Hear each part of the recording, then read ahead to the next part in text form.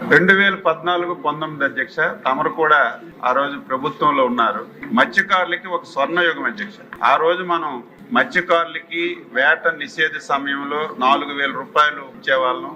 గ్రామాల్లో ఉన్నటువంటి సొసైటీ వాళ్ళందరికీ సమావేశాలు పెట్టి మీరు చేపలు పట్టుకోవాలంటే ఏ ఐటమ్స్ కావాలి, ఆ ఐటమ్స్ కూడా మీరే సెలెక్ట్ చేసుకోండి, ఏ కంపెనీది కావాలని చెప్పి ఎగ్జిబిషన్స్ పెట్టి మనం వాళ్ళందరికీ కూడా చేపలు పట్టుకోవడానికి కావాల్సినటువంటి పరికరాలన్నీ కూడా అందించాం అధ్యక్ష. దురదృష్టవశాత్తు 2019లో వైసీపీ ప్రభుత్వం వచ్చింది.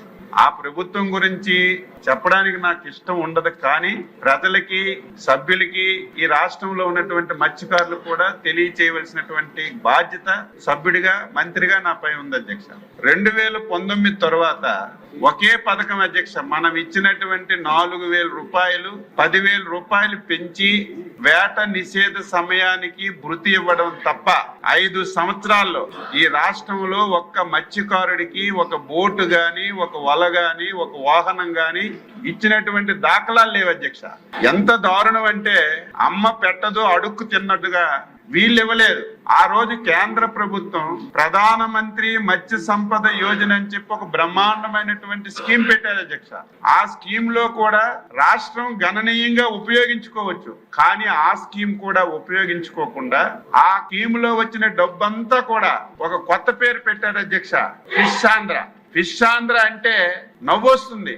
ఎందుకు పెట్టారో తెలియదు, ఎవరు గురించి పెట్టారో తెలియదు, ఎంత డబ్బులు ఖర్చు పెట్టారో తెలియదు. ఆ పరిస్థితిలో 5 సంవత్సరాల్లో కేంద్ర ప్రభుత్వం ఇచ్చినటువంటి ప్రధానమంత్రి మత్స్య సంపద యోజనలో వచ్చిన పైసలన్నీ ఆ ఫిష్ ఆంధ్రాకు డైవర్ట్ చేసి ఫిష్ ఆంధ్రా కింద షాపులు పెట్టారు అధ్యక్ష.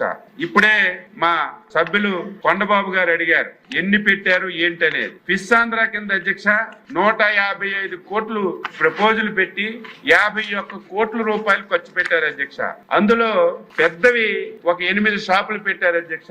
మేము వచ్చిన తర్వాత అవన్నీ చూస్తే 1, 2 పనిచేస్తున్న విజయవాడలో ఒకటి, ఇంకొక ప్రాంతంలో ఒకటి తప్ప మిగతా పనిచేసినటువంటి సందర్భాలు లేవు అధ్యక్ష. అదేవిధంగా దానికి ఒక్కొక్క దానికి ఏవైతే పెద్దవి 8 పెట్టారో ఒక్కొక్క దానికి 1 కోటి రూపాయలు ఖర్చు పెట్టారు అధ్యక్ష. దేనికి ఖర్చు పెట్టారంటే 4 అద్దాలు పెట్టారు, ఒక ఫ్రిడ్జ్ పెట్టారు, అట్టహాసంగా ప్రారంభించారు. ఇప్పుడు చూస్తే అగమ్యగోచరంగా ఉన్నాయి. ఈ రకంగా ఈ ఫిష్ ఆంధ్ర షాపులు పెట్టారు, ఎక్కడ పెట్టారు, ఎందుకు పెట్టారు, దీనివల్ల మత్స్యకారులకి ఏం ఉపయోగపడుతుందో అర్థం కానటువంటి పరిస్థితి ఉంది. దీని మీద కూడా టోటల్ గా ఎక్కడ పెట్టారు, ఎందుకు పెట్టారు, పనిచేస్తున్నాయో లేదు ఇన్ఫర్మేషన్ అంతా తీసుకుని దీని మీద కూడా దృష్టి పెట్టారని చెప్పి ఈ సందర్భంగా తెలియజేస్తున్నాను అధ్యక్ష.